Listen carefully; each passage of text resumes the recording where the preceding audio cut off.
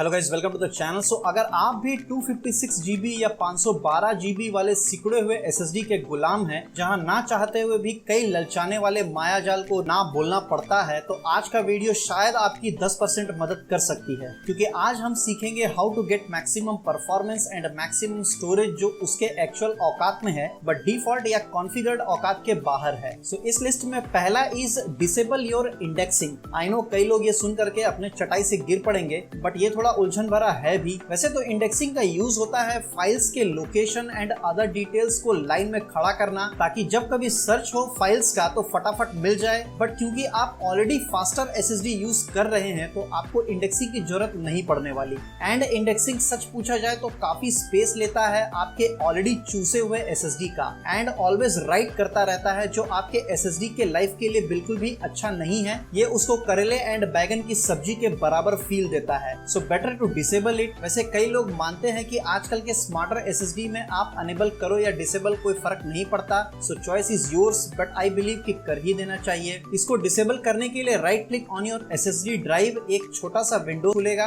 उसका general tab में जाएं एंड वहां नीचे you will see an option जहां ऐसा कुछ लिखा होगा। सो उसको अनटिक करें एंड ये चेंज उसके ड्राइव एंड अंदर रह रहे सारे जाति जनजातियों के ऊपर पड़ने वाले ऑप्शन को चूज कर लें। उसके बाद बंद करें, फिर शांति भरी जिंदगी जी सकते हो आप। Second is trim command. So trim का बेसिक यूज होता है OS को चिट्ठी लिखना, जिसमें यह बताया जाए कि भैया हमारे मोहल्ले के चौथे बिल्डिंग का दूसरा फ्लैट खाली है, आके निपटा लो उसको। मींस जो डेटा अनयूज्ड है उसको रिमूव करना ताकि न्यू डेटा राइट हो सके। एक्चुअली वो रिमूव नहीं होता है, जस्ट डिलीट एक मार्क कर दिया जाता है। पूरी तरह से डिलीट करने का काम एक्चुअली गार्बेज कलेक्टर करता है, बट वो सिर्फ ब्लॉक वाइज डेटा को डिलीट करता है। एंड एक ब्लॉक बनने में कुछ पेजेस लगते हैं। पेजेस मींस जहां आप डेटा राइट करते हो वो, तब तक आपको उसके शेड्यूलर का वेट करना पड़ेगा एंड डेटा भरा पड़ा रहेगा। सो ऐसे केसेस जब आपको किसी बड़े फाइल को राइट करना होता है तो ऐसे में पहले SSD का मेमोरी कंट्रोलर इंपॉर्टेंट डेटा जो कि जरूरत का है उसको पहले अपने पास में कॉपी करता है, leaving all those details and data जिसको डिलीट मार्क किया गया है। फिर गार्बेज कलेक्टर ब्लॉक्स के सारे डेटा को साफ कर देता है। उसके बाद कंट्रोलर वापस उन इंपॉर्टेंट फाइल्स को राइट करता है। उसके साथ साथ आपके जो फाइल्स उसको भी राइट किया जाता है। बट ट्रिम कमांड ऐसा नहीं करता, ये काम गार्बेज कलेक्टर का वेट किए बिना ही उड़ा देता है। सो आपको फास्टर स्पीड मिलेगा, क्योंकि राइट करने के टाइम आपको डेटा का बैकअप का झमेला नहीं रहता है। इसलिए ट्रिम को अनेबल करना एक फायदेमंद सौदा हो सकता है। सो ट्रिम के लिए you just try below command on your command prompt, जो कि एडमिनिस्ट्रेटर राइट के साथ खोला गया हो, एंड वहां ये कमांड को ट्राई करो। सो अगर रिप्लाई में गणेश के लड्डू दिखाई देते हैं तो इसका मतलब वो अनेबल है। अगर एक आता है, just try the same command with 0 at the end and वो अनेबल हो जाएगा। थर्ड पॉइंट उन लोगों के लिए जिनके पास M.2 SATA या SATA ड्राइव है, ना कि M.2 NVMe ड्राइव। इसका डिटेल्स आपको हमारे इस वीडियो में पूरी तरह मिल जाएगा। Do check that out, link in description. अब मैंने ऐसा भेदभाव क्यों किया है NVMe एंड SATA के बीच, वो हम आगे देखेंगे। सो SATA वाले लोग कृपया अपने बायस में जाके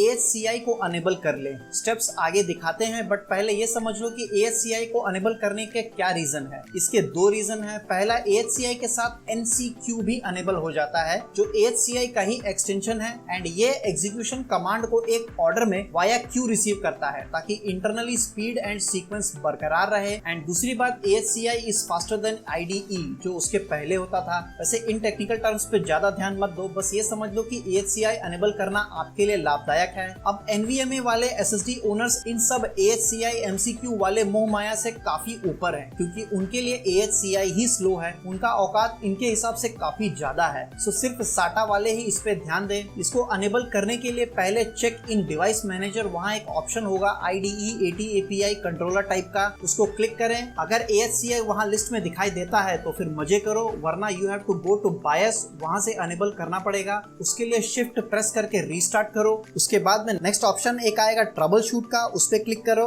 उसके बाद में advance option, next UEFI firmware settings, उसके बाद में सीधे रीस्टार्ट कर दो। रीस्टार्ट करने पर वहां आपको अपने SATA मोड को AHCI मोड पर सेट करना पड़ेगा, जो कि शायद एडवांस में मिलेगा। मेरे में तो एडवांस में है, आपके में कहीं और हो सकता है। इसको अनेबल कर लेना। Number 4 is move page file .sys to another location. ये काफी ज्यादा स्पेस ले सकता है, इसको आप हटा भी सकते हैं, बट ऐसा मत करना।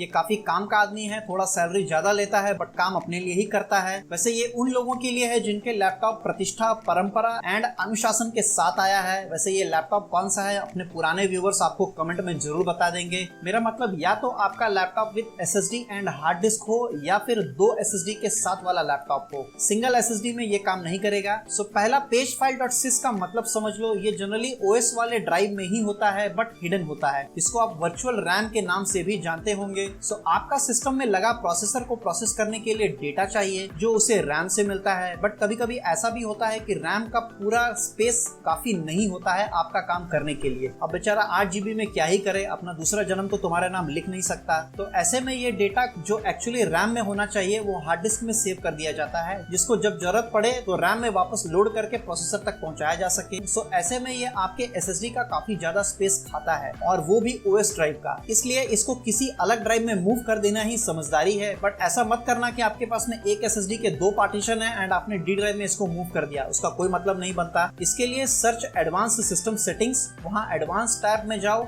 सेलेक्ट पहला वाला चमकता सेटिंग्स, फिर एडवांस एंड देन चेंज पे क्लिक करो। यहाँ आपको सारे ऑप्शंस मिलेंगे। फर्स्ट ये पहला वाला ऑटोमेटिकली मैनेज को अनटिक करो, change the drive location and define it. अगर आपके पास में 8 GB का रैम है तो उसको 1.5 गुना मैक्सिमम साइज पे सेट कर दो। लाइक मेरे पास 8 GB अगर है तो मैं इसको 8 GB एंड 12 GB पे सेट करूंगा। फिर click on set and restart. अगर पेजिंग को परमानेंटली हटाना है तो just click on no paging file option, but ऐसा करना मत। पांचवा and last option is update your firmware. So it's pretty clear, आपके अपने SSD मैन्युफैक्चरर के वेबसाइट पे जाए एंड वहां से अपने SSD का फर्मवेयर डाउनलोड कर लें। ये फर्मवेयर बहुत से प्रॉब्लम का सॉल्यूशन देगा आपको एंड मस्त मक्खन वाला परफॉर्मेंस देने में भी मदद करेगा। सो ये थे 5 पॉइंट्स जो आपको जरूर ट्राई करना चाहिए अपने SSD को और ज्यादा चूसने के लिए, ताकि रुपए के पैसे, पैसे के पाई एंड पाई के टुकड़े भी वसूल हो सके। सो आज के लिए बस इतना ही। If you learn something new today then please like, share and subscribe. Thanks for watching.